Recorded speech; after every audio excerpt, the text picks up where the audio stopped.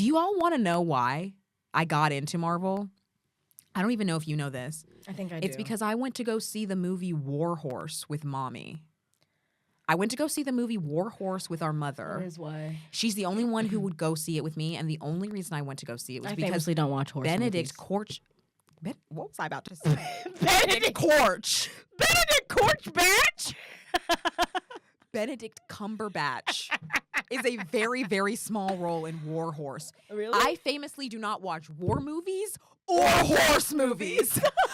I saw War Horse in theaters, Amber. Right. With our mother. Wait. Because you wouldn't see it with me. Because who sees war movies or horse movies? Right. Sorry, no offense. not me. Not me. But I really you wanted to see it because of Benedict? Because Benedict was in it, but he was a very small role. Mm-hmm. I saw it. I actually enjoyed it. I really enjoyed the Y'all movie. kept on, both of you came back into the house and said, Amber, you would actually really like I this think one. you and would. And I kept on being like, that's great. I think you would. I'm not going out of my way to watch It's not just about a war, and it's not just about a horse. It's about a war horse.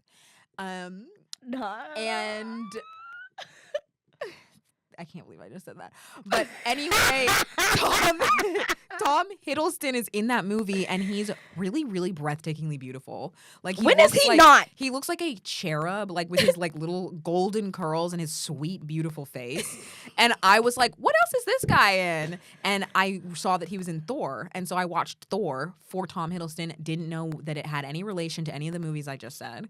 Watched it and was like, this is really intriguing. I love the brother relationship and that they are, like have a flawed relationship and it's really depressing and tragic. I haven't heard this lore in a while. And then there was a post-credit scene and I was like, what was all that about? Right. And then I learned that I was too far in to the franchise. I had watched them all out of order. So I started watching. I watched Incredible Hulk next for some reason because Edward Norton was in it. And I loved him from Fight Club because I was a movie girl.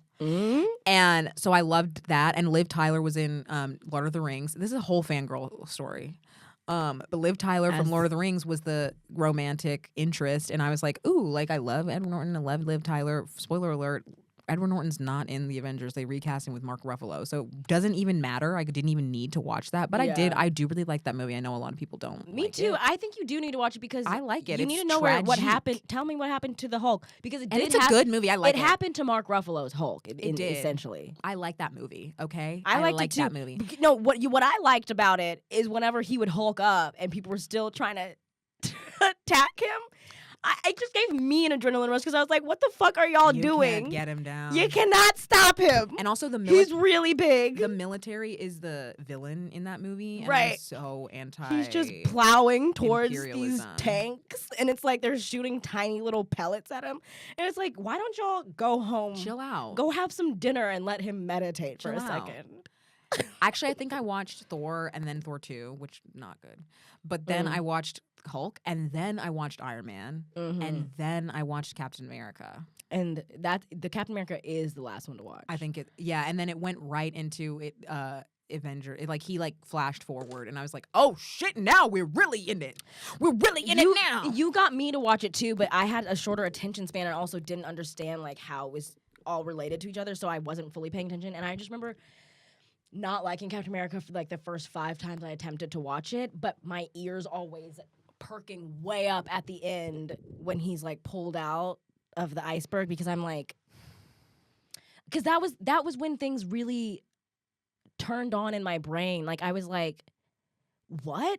Because the end, that post-credit scene for Captain America is him in Times Square. I remember not paying attention to barely anything going on in that movie, and in our playroom, and then the post-credit scene happens. He's in Times Square, and I look up. I'm like, wait, what? What year is it?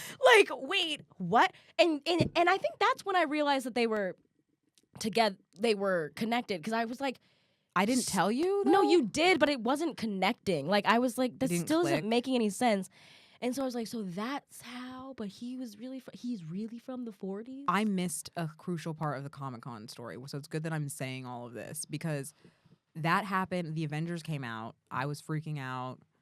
Blah blah blah. Like everybody was. Yeah. I mean, I feel like if you were on Tumblr or a nerd or anything like that in 2012, there's not a way to kind of avoid the Avengers. And I want people to know that now the MCU, people look at it as kind of a joke and okay, there's so many, and like we have to watch all of them, and like I can't keep up, and what's going on? They got really like universe happy. But I have to tell you that before the first Avengers came out, and to see the first Avengers on screen, it was one of the most exciting things that had ever happened in the history of comic book history. Like nobody had ever done anything like this. The only ensemble we had X-Men and we had the Fantastic Four. But sorry, I don't care about the Fantastic Four. And X-Men was like built in like already, like it's an ensemble movie already. Yeah. And I love it because it's an ensemble movie. But like we had never had anything build up in the way that comic books actually do. Like you mimic actual comic books where it's like, this is Iron Man's comic, this is Spider-Man's comic, this is Captain America, this is the Hulk. And they give them those issues and then they come together. There was nothing like it. And then when they all met, we saw them meet watching on screen. Watching Avengers in theater with the little knowledge of that I did have, I was so mesmerized because I was like, just watching them all appear in the hub and like how they were meeting and interacting. It's cool. And then also the shot of them standing in the circle, the most famous iconic shot is like the Battle of Manhattan. It's magic. The Battle of Manhattan is like one of my favorite sequences, one of my favorite climax, act 3s of any superhero movie ever. Avengers is really good. And Avengers isn't. It's got some magic in there. They there. didn't have those like stupid quips that they started doing after Guardians of the Galaxy when they learned that a comic book movie can be funny. Like, and it can be funny. It doesn't have to be funny all the way through. Like, The Incredible Hulk is so depressing. Iron Man is also depressing. Yeah. Like they're all like Spider-Man's never happy. You Captain know, America is like depressing. Captain America. Everyone he knows is dead. Like including the woman that he was in love with. Like it's all like very like Thor's brother fucking died. In the hospital. Thor's brother, he realized that his brother was not his real brother, and then he betrayed him, and then he died. And then he learned that he's not really dead, and he faked his death to make him more in pain. Like, it's tragic. It's like tragic stories. And so that's what I was so obsessed with. It got me to start reading comics. Like, it got me to start reading when, like, the original appearances in the 60s, 40s for Captain America, and it made me catch up from like 1990 to the present comic books, and then keep up with comic books for quite a bit of time into college. Yeah. So and then so I got off track, but then so Avengers came out. I'm gonna go on a little bit of a tangent. Now I feel like you in the One Direction. I know. I was thinking the same thing. I was like, this is Amanda has a web to tell us. Marvel. See, all the things that like were that intense for me as One Direction, like they're not for me anymore. And I don't know that they will ever be again. But I feel like there could be a One Direction renaissance, which is why I'm so sad about it. Like Harry Potter, and I don't know. Well, can I give you Marvel, some hope? I don't know. Marvel could. I don't know. What? No, it could. It could. No. Let me not give you some hope. But like I have Spider-Man. I love Spider-Verse. If Marvel.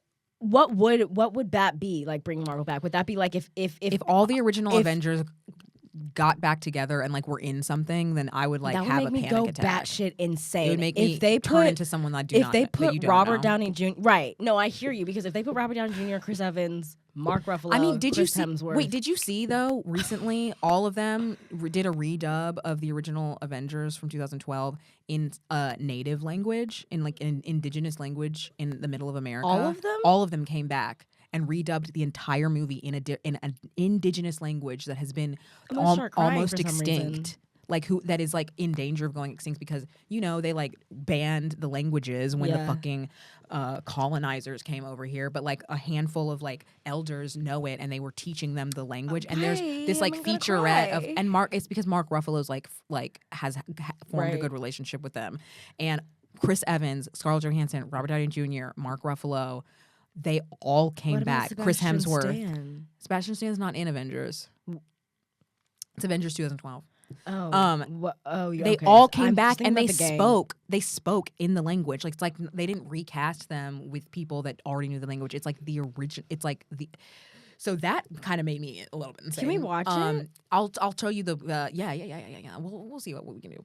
I think it's on May. Is it on Disney? I don't know. Oh, that's so cute. But if they did, I didn't know that they did that. If they came back and it was like something else that happened after Endgame, which wrecked my soul. But I feel like that put that chapter of my life to bed. It definitely did. I remember I cried so hard I got a headache and went to sleep for the rest of the day. Me too. I saw an 8 a.m. showing of Me too. What was I saying? Okay, so 2012, this was happening, and I was I was in Marvel. I was obsessed with Marvel. I was like, Oh, this is about to get I was serious. like in Marvel. I got on Tumblr. For some reason, there were all these GIF sets of You need to talk about this.